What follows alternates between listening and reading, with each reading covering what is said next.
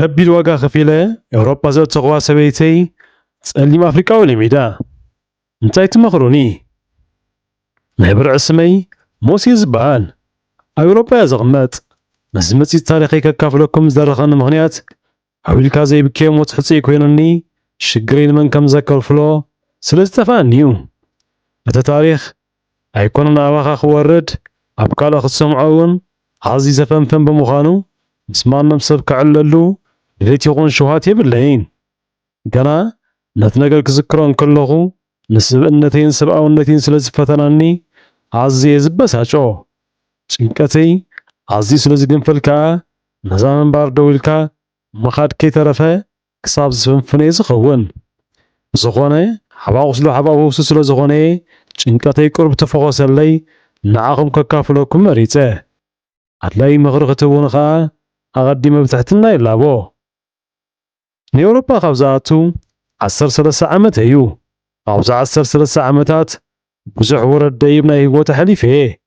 ብሓፈሻ ንስደት ኢለ ካብ ማሙቕ ቤተይ ካብ ዝወፅእ ኣብ ጉዕዞ ስደተይ ብዙሕ ሽግራትን መከራን ሓሊፈ እየ።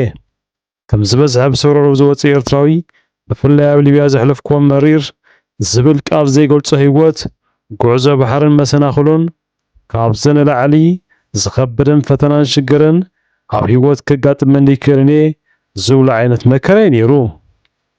ኣብዚ ሕጂ ኮይነ ክሪኦ እንከለኹ ግን ለካ ህይወት ፈተና ኣይውዳእን እዩ ዘብለካ።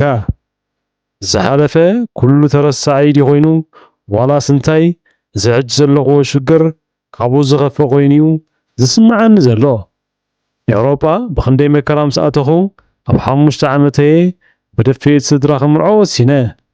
ብሓገዝ ቤተ ዘመድ ከዓ ሓንቲ ኣብ ኣዲስ ኣበባ ትቕመጥ ዝነበረት ጓል ጎደወና እያ ተመርዐ።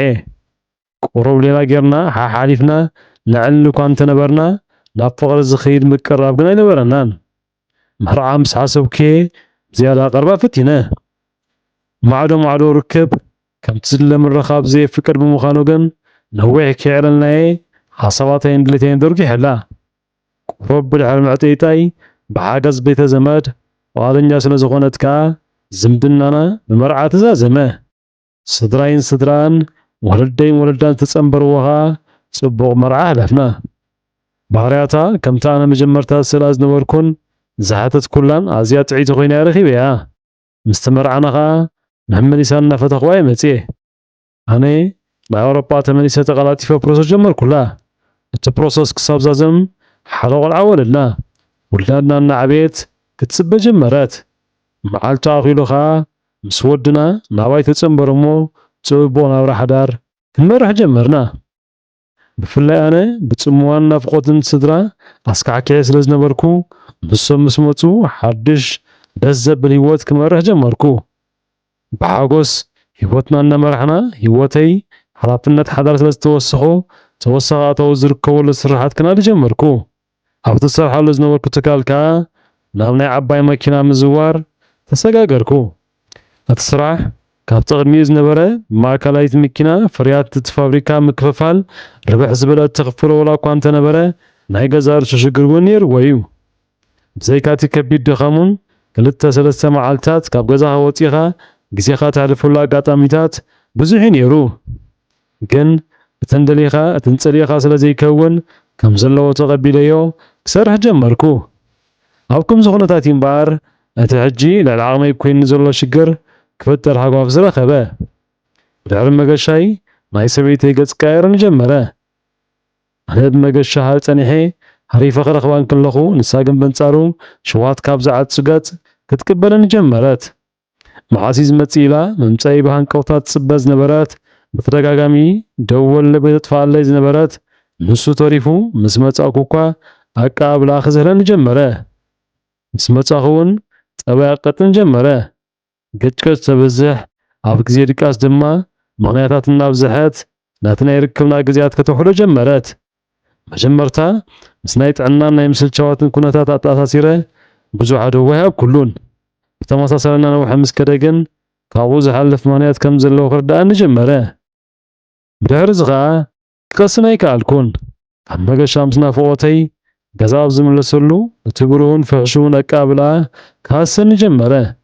ኣብ ግዜ ድቃስ ከዓ ፍጹም ተቐይረትኒ ነቲ ሽግር ብልዝብ ክፈትሖ ዝከኣለኒ እኳ እንተፀዓርኩ ምኽንያት ብዘይብሉያ ፀርፀር እናበለት ትዓፅወኒ ነይራ ብድሕሪ ብዙሕ ግዜያት ግን ሓደ ነገር ከስተብል ከኣልኩ እቲ ብዙሕ ገፅ ዘይንህቦ ዝነበርና ጎረቤትና ዝኾነ ጸሊም ኣፍሪቃዊ ኣብ ቤተይ ምስ ፀንሐኒ ኣንደበት ገዛ ኣብ ዝኣተው ኩሉ ግዜ ኣብ ገጽ ክልቲኦም ዘንበብክዎ ነገራት ፍጹም ዘቐስን ኣይነበረን ንሱ ብድሊሉ ምስ ከደ ንምንታይ ከምዚ መፀ ምስ ሓትኳ እውን ሶኬት ክርየለይ ወረዳ ትብል እምበር ዘእምን ኣይነበረን ብድሕሪ እዚ ፍጹም ቅሳነት ስለ ዘይረኸብኩ ከዓ ቴሌፎንኻ ዘንጊዕ ክጎራጎሮ ጀመርኩ ሓሓሊፎም ከም ዝደዋወሉን ብፍላይ ኣነ ብዝገሽኩሉ ግዜያት ምንባሩን መሰራገፅኩ ከዓ ዝያዳ ሻቕለተይን ጥርጣረይን ዘያደ ብድሕሪ ምክትታል ከዓ ብድሕረይ ምስኡ ከም ትወፅእ ኣረጋገፅኩ ነዚ መሰራገፅኩ ጀሚረ ከዓ ብፍጹም ሰብ ምዃኑ የፅልኣኒ ንዓኣ ከዓ ነዛ ክሪኣሲ ትረፍ ገና ክዝክራን ከለኹ ደመይ ክፍርሐኒ ጀመረ ዋላ እኳ ከምኡ ተጋጢሙንስ እንታይ ክገብር ኣለኒ ኢለ ሓሲበ ብሰላም ብፍላይ ከም ዝሓይሽ ምስ ነብሰይ ይሰማዕ እንተነበርኩ ኮይኑ ምስ ረኸኣኽዎ ግን ብፍጹም ክቕበሎ ኣይከኣልኩን ስብእነተይ ክብረይ ብምሉእ ተገፊፉ ምስ ረኣኽዎ ብፍጹም ቋፅሮ ዘይክእል ስምዒት ይዝወረኒ ብክንደይ መከራ ነብሰይ ተዋፃፂረ ሕማቕ ስጉምቲ ካብ ምውሳድ ተቆጢበ እኳ እንተሃለኹ ክሳብ መዓስ ፀይረ ይኸይድ ግን ርግፀኛ ኣይኮንኩን እንታይ ከም ዝገብርን እንታይ ከም ዝውስንን እውን ኣይርዳእኒን እዩ ዘሎ ካብዚ ኸማይ ድሕንኩም ምኽርኩም ኣይፈለየኒ ኣሕዋት ክቡር ሓው ዘለኻዮ ኩነታት ኣዝዩ ኣሸጋሪ እኳ እንተኾነ ክሳብ ሕጂ ሕማቕ ጎነፃዊ ስጉምቲ ዘይምውሳድካ ግን ኣዝዩ ዝድነቕ ኮይኑ ጸሎት እናገበርካ ኩሉ ንኣምላኽካ ሂብካ ክትቅፅሎ እናተላበና መጀመርታ ብህድኣት ብምዝርራብ ሽግራት ኣደሊኻ ብቕሬታ ካብ ተግባራታት ተቆጢባ ክትቀፅል ዓድል ምሃብ እንተዘይኮይኑ ድማ ንሰብ ዘይጋጥሞ ስለ ዘይገጠመካ ናይ ቀረባ ቤተ ዘመድ ምክፋል ዝሓሸ ኮይኑ ይስማዓና እናበልና ዝተረፈ ናብ ተኸታተልትና ንገድፎ ክቡራት ተኸታተልትና ተገዳስነት ምኽሮም ክትለግሱሉ እናተላበና ከምቲ ልሙድ ሳብስክራይብ ሼር ላይክ ኮመንት ምትባባዕ ኣይፈለና እናበልና ኣብ ቀጻሊ ቪድዮ ክሳብ ንራኸብ ሰሰናይ ንዓኹም የቐኒየልና